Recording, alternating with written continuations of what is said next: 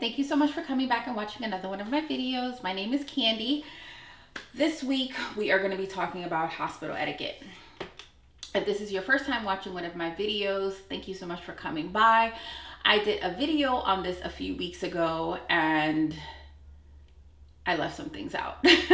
So if you like what you hear, I'm going to ask you to please go ahead and press that like button, and please go ahead and subscribe. I upload a new and informative video every single week. So let me go ahead and just kind of go over what I went over the first time and then talk about the last few things that I missed out. So hospital etiquette. You're going to the hospital because your expectant mom that you have now matched with is scheduled to deliver your baby, or she has now gone into labor. You being invited to the hospital is a privilege, okay? It is not something that is just guaranteed to happen. So if it does not happen, just sit back, relax in your hotel, your Airbnb, or whatever it is, and you will get a call, okay? But if you have the privilege of being invited to the hospital, be on your P's and Q's, be very respectful, and respect mom the entire way, okay? Watch that first video. Remember, this is not your baby. This is her baby, and this is extremely emotional time for her. So just be very, very, very respectful.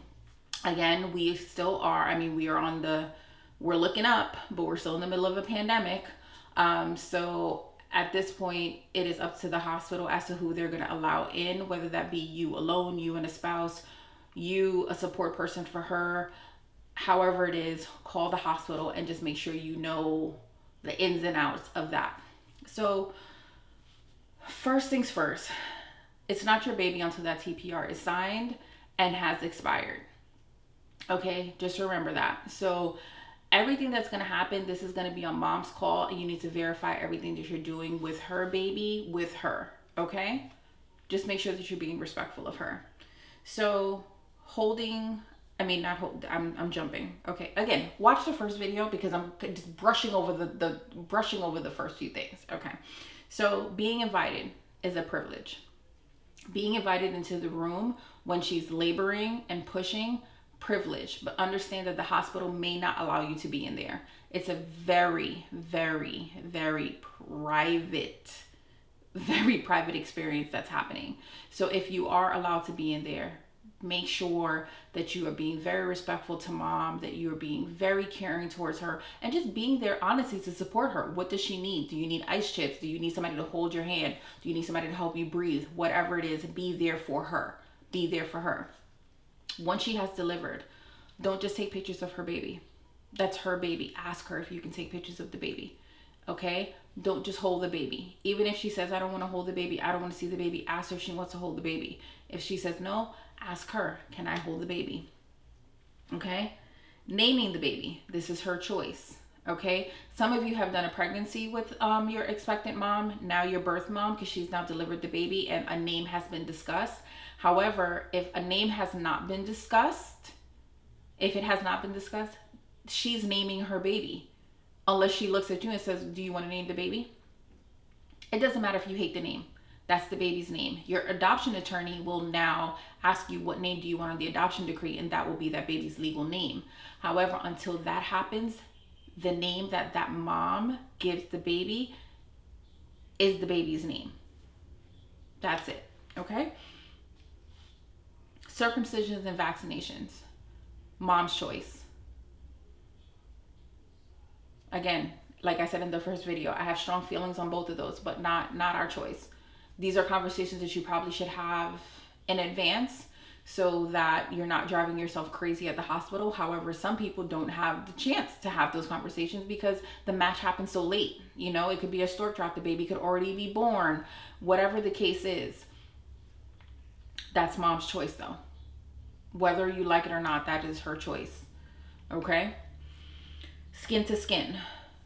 I know that does scare some people, that mom wants to hold the baby and do that bonding. But listen, if you're not able to get a hospital room if you're not able to get a room at the hospital, that skin to skin is crucial for that baby.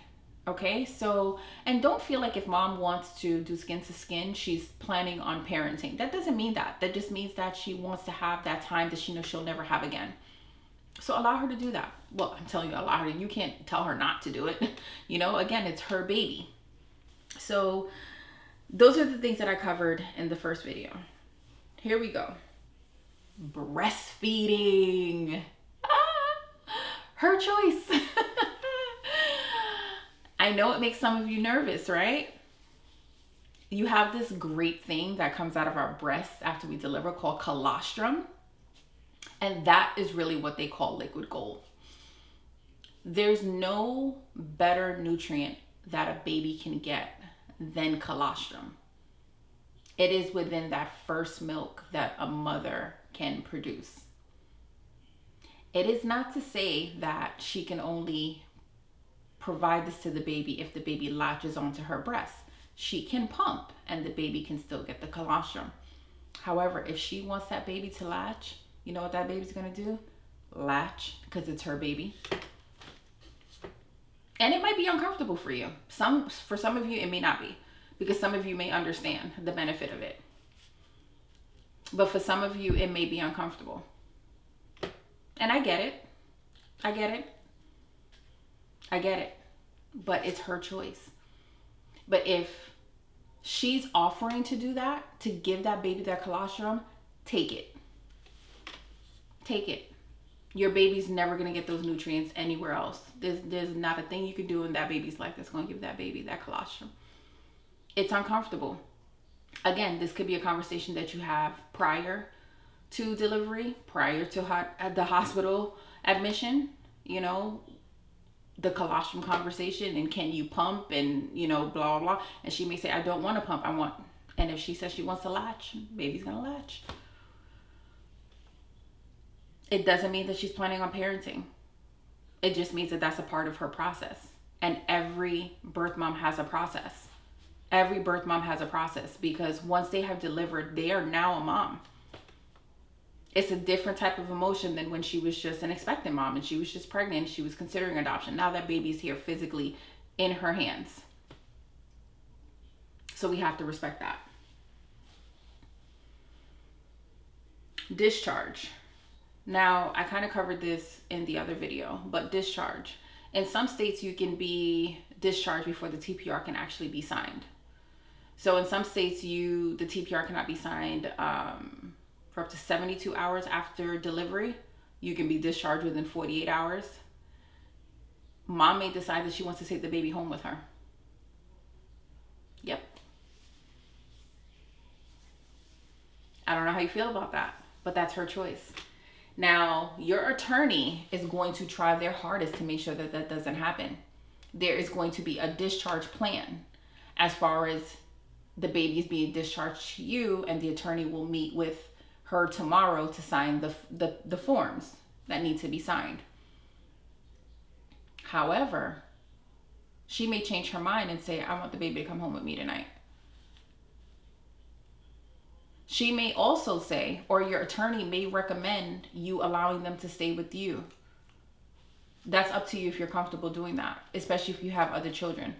Because if you don't know her really well, or you're just weird about people staying with you, that's a big step. But you may need to do that. So those are things to keep in mind. Those are things to keep in mind, that until that TPR is signed, but not only signed, but expired, this is not your baby. Not your baby. So if she wants to have that child vaccinated, her choice. If she wants to do skin to skin, her choice. Name the baby, her choice. Breastfeed the baby, her choice. If she wants to take that baby home, I hope your attorneys are good. But her choice.